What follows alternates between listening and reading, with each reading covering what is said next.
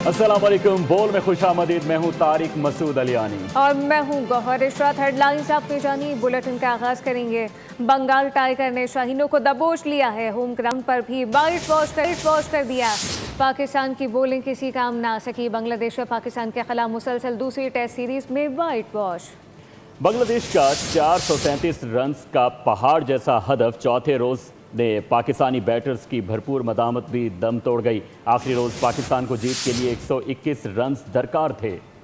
Bengal tigers ने शाहीनों को दबोच लिया, होम ग्राउंड पर भी व्हाइट वॉश कर दिया। पाकिस्तान की बॉलिंग बेअसर रही, बैटिंग भी तवक्कुआत पर पूरा न उतर सकी। टेस्ट सीरीज 2-0 से बांग्लादेश के नाम हो गई। सिलहट में बांग्लादेश का 437 रन का पहाड़ जैसा हदफ। चौथे रोज पाकिस्तानी बैटर्स ने भरपूर मुजाहमत। आखिरी रोज पाकिस्तान को जीत के लिए 121 रन दरकार थे। 8वीं विकेट पर मुजाहमत जरूर हुई, लेकिन कोई मौजज़ा ना हो सका। साजिद की विकेट गिरते ही लाइन लग गई। मोहम्मद रिजवान 94 रन बनाकर पवेलियन लौटे। तेजुल इस्लाम की शानदार बॉलिंग 6 शिकार किए। पाकिस्तानी इनिंग्स 358 रन पर सिमट गई। बांग्लादेशी खिलाड़ियों ने तारीखी कामयाबी पर भरपूर जश्न मनाया। लिटन दास मैच और मुशफिकुर रहीम सीरीज के बेहतरीन खिलाड़ी रहे। कप्तान नजमुल हुसैन शांतू ने फातेह ट्रॉफी उठाई। शान मसूद की क़यादत में पाकिस्तान की बदतरीन परफॉर्मेंस। कौमी टीम 16 में से 12 टेस्ट मैचेस हार गई। बांग्लादेश के हाथों दूसरी बार वाइट वॉश का सामना करना पड़ा। शिकस्त पर शान मसूद की वही पुरानी सफाइयाँ वजाहतें जारी हैं। टेस्ट सीरीज में हमसे गलतियाँ हुई, सबक सीखना होगा। पाकिस्तान के खिलाफ मुसलसल दूसरे टेस्ट में वाइट वॉश का इनाम। बांग्लादेश ने ICC test championship points table पर इंग्लैंड और भारत को भी पीछे छोड़ दिया। बांग्लादेश की टीम टेस्ट चैंपियनशिप में 5वें नंबर पर आ गई। पाकिस्तान 4 पॉइंट्स के साथ 8वें नंबर पर चला गया। टेस्ट चैंपियनशिप में पाकिस्तान का अगला इम्तिहान इंग्लैंड के खिलाफ होगा। कौमी टीम इंग्लैंड में 3 टेस्ट मैचेस की सीरीज खेलेगी। फ़खर जमान और साइम अयूब ऑस्ट्रेलिया के खिलाफ वनडे सीरीज से बाहर हो चुके हैं। पीसीबी के मुताबिक दोनों खिलाड़ी इंजरी के बायस सिलेक्शन के लिए दस्तयाब नहीं होंगे। दोनों बैटर एनसीए में रिहैब के अमल से इस वक्त गुजर रहे हैं। पाक ऑस्ट्रेलिया वनडे सीरीज 30 मई से 4 जून तक रावलपिंडी और लाहौर में खेली जाएगी। पाकिस्तानी स्क्वाड का ऐलान 1 से 2 रोज में कर दिया जाएगा।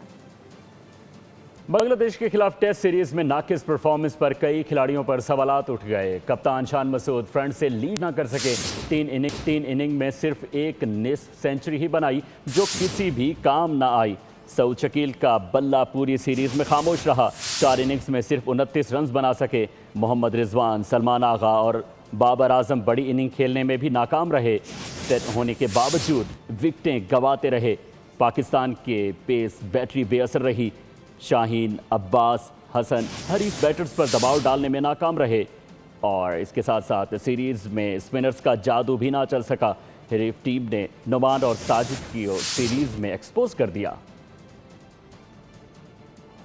बांग्लादेश के हाथों टेस्ट सीरीज में वाइट वॉश पर पाकिस्तानी शायकीन क्रिकेट अफसरदा हो गए हैं। कहा कि शिकस्त बहुत अफसोसनाक है। पाकिस्तान की कारकर्दगी इस कदर मायूस कुन हो चुकी है कि अब वो इंटरनेशनल टीमों के सामने मुकाबला करने के काबिल नजर नहीं आते।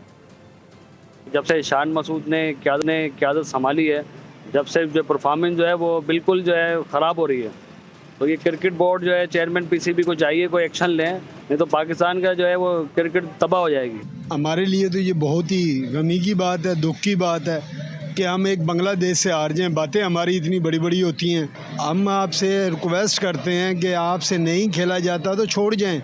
खेल में हार जीत तो होती रहती है, लेकिन बांग्लादेश जैसी टीम से हारना पाकिस्तानी टीम के लिए काबिल अफसोस है। पीसीबी को चाहिए कि वो खिलाड़ी अब खिलाएं जो कि अच्छी परफॉर्मेंस दिखा सकें। बांग्लादेश जैसी टीम जो पाकिस्तान क्रिकेट टीम से देखकर उसे क्रिकेट सीखी, उसी को जो है उसने वाइट वॉश कर दिया, दोनों टेस्ट उसे हरा दिए। जी, अफसोसनाक बात यह है कि इस टाइम जो पाकिस्तानी क्रिकेट टीम है ना, वो इस काबिल नहीं है कि उसको जो है इंटरनेशनल मैचेस खिलाए जाएं। स्ट्रासबर्ग टेनिस में अपसेट्स। बरतानिया की एमा राडुकानु और सेकंड सेट रूस की एलेक्जेंड्रोवा पहले ही राउंड में इवेंट से बाहर हो गई। फ्रांस के पेरी ने राडुकानु को शिकस्त दे दी और एलेक्जेंड्रोवा ने अमरीकी खिलाड़ी से हार गई। अमरीकी सदर डोनाल्ड ट्रंप ने कहा है कि अगर ईरान के पास जौहरी हथियार हुए तो सबसे पहले इसराइल को निशाना बनाएगा। मीडिया से गुफ्तगू में सदर ट्रंप ने खबरदार किया कि ईरान पर 2 से 3 रोज़ में हमला किया जा सकता है और उसे एक और बड़ा झटका देना भी ज़रूरी है। वो पीर को ईरान पर हमला करने से सिर्फ 1 घंटा दूर थे। वक्त महदूद है, 2 से 3 रोज में हमला कर सकते हैं। ईरान को एक और धचका देना जरूरी है। अमेरिकी सदर डोनाल्ड ट्रंप ने एक बार फिर जंग की बात कर दी। डोनाल्ड ट्रंप ने यह खदशा जाहिर किया कि अगर ईरान के पास जौहरी हथियार हुआ तो वो सबसे पहले इसराइल को निशाना बनाएगा। ईरान को जौहरी हथियार रखने की इजाजत नहीं दी जा सकती। इंकशाफ किया कि पीर को ईरान पर हमला करने से सिर्फ 1 घंटा दूर थे। They knew I was getting ready to attack. I didn't tell them. I'd never tell anybody when, but they knew that we were very close. I would say I was an hour away from making the decision to go today. And we would probably not be talking about a beautiful ballroom today. We'd be talking about that. I had made the decision. दूसरी जानिब नायब अमरीकी सदर JD veins ने भी खबरदार किया है कि फौजी ऑपरेशन नहीं चाहते, लेकिन जरूरत पड़ी तो रुकेंगे नहीं। JD वेंस ने अमरीका और ईरान मज़ाकरात में जल्द ब्रेक थ्रू का इंदिया भी दिया है। अमरीकी सदर ट्रंप का जंगी बयान इसराइली वज़ीर-ए-आज़म के लिए तबाना साबित हुआ। नेतन्याहू ने फौरी आला सिक्योरिटी इजलास तलब कर लिया है, जिसमें फौज और फिजाइया के सरबराहान समेत अहम दिफाई हुकाम शरीक हुए। इजलास में ईरान पर मुमकिना अमरीकी नए हमले की सूरत में इसराइली तैयारियों का जायजा लिया गया। मुमकिना तैयारियों का जायजा लिया गया है, साथ साथ ये अहम इजलास तलब किया गया। अमरीकी सदर ट्रंप का जंगी बयान इसराइली वज़ीर-ए-आज़म के लिए तबाना साबित हुआ है। नेतन्याहू ने फौरी आला सिक्योरिटी इजलास तलब कर लिया है, जिसमें फ़ौज और फिजाइया के सरबराहान समेत आला दिफाई हुकाम शरीक हुए। ईरान के वज़ीर ख़ारजा अब्बास इराक़ची ने खबरदार किया है कि अगर जारहियत दोबारा शुरू की गई तो ईरान जंग में हासिल तजुर्बे की बुनियाद पर मज़ीद हैरत अंगेज़ रद्द अमल देगा। उन्होंने ये कहा कि अमरीकी कांग्रेस ने एतराफ़ किया है कि लड़ाई में अरबों डॉलर मालियत के कई दर्जन लड़ाका तैयारे तबाह हुए। अमरीकी सदर के बयान पर ईरान का जवाब भी भरपूर आ गया। वज़ीर ख़ारजा अब्बास इराक़ची ने खबरदार किया है कि दोबारा जहरियत की कोशिश हुई तो पहले से ज्यादा सख्त जवाब दिया जाएगा। वज़ीर ख़ारजा अब्बास इराक़ची ने कहा, जंग में हासिल तजुर्बे से बहुत कुछ सीखा है, मज़ीद हैरत अंगेज़ रद्द अमल देंगे। कहा, दुश्मन ने खुद एतराफ़ किया है कि लड़ाई में अरबों डॉलर मालियत के कई दर्जन लड़ाका तैयारे तबाह हुए। अब्बास इराक़ची ने याद दिलाया कि कोई भूले नहीं, ईरानी फौज पहली कुव्वत है जिसने अमेरिका का अहम तरीन F-35 तैयारा भी मार गिराया था।